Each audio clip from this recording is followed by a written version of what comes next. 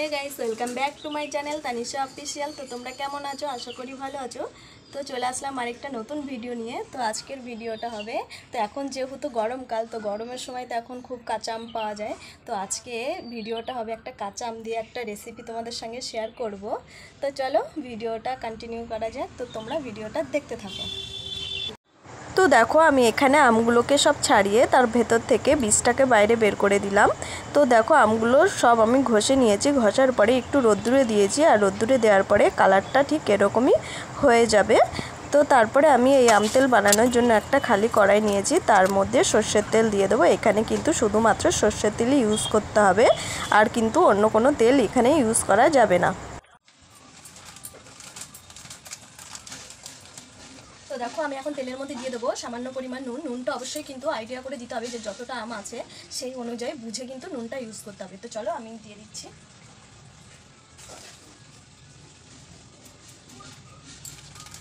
তো আমি দেবো না, তো আর ইউজ করবো হচ্ছে হলুদ।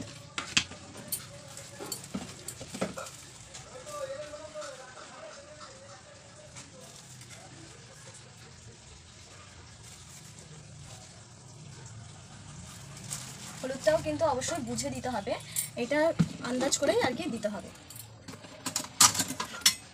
তারপরে এটাকে একটুখানি নাড়িয়ে নেব।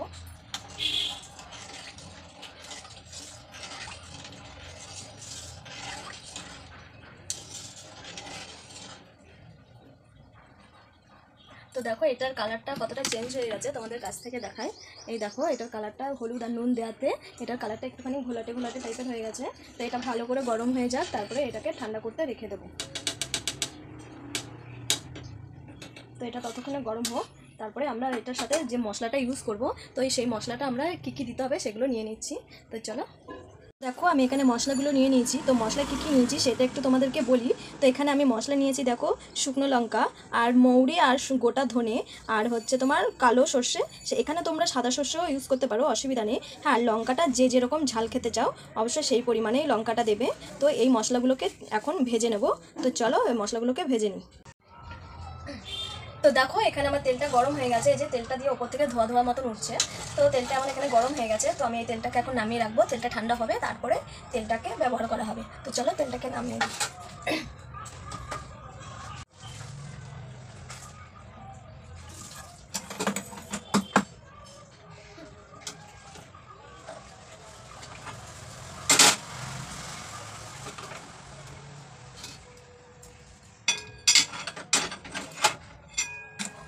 তো এখানে চাটুটা নিয়ে নিয়েছি। তো চাটুটার মধ্যে এখন আমি সব মশলাগুলোকে ভেজে নেবো। তো তোমরা চাইলে কিন্তু কড়াইতেও ভাজতে পারো, অসুবিধা নেই। তো চলো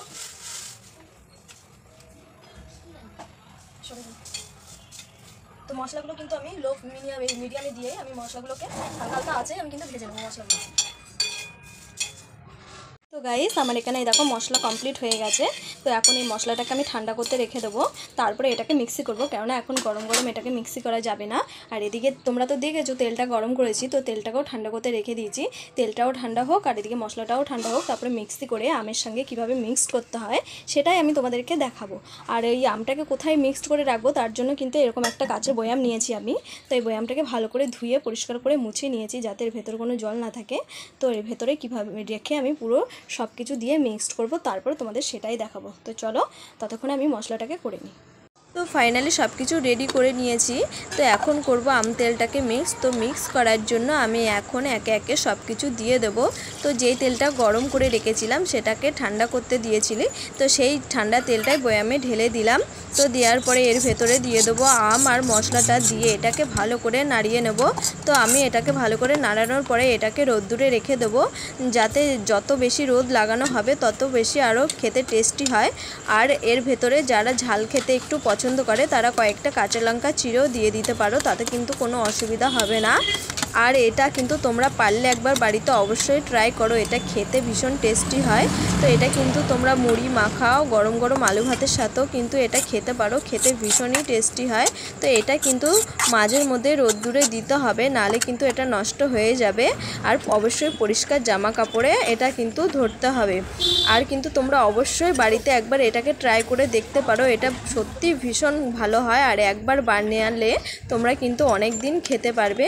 তো গাইস গাইস, আজকের ভিডিওটা এই পর্যন্ত। ভালো লাগলে অবশ্যই লাইক করো, চ্যানেলটিকে সাবস্ক্রাইব করে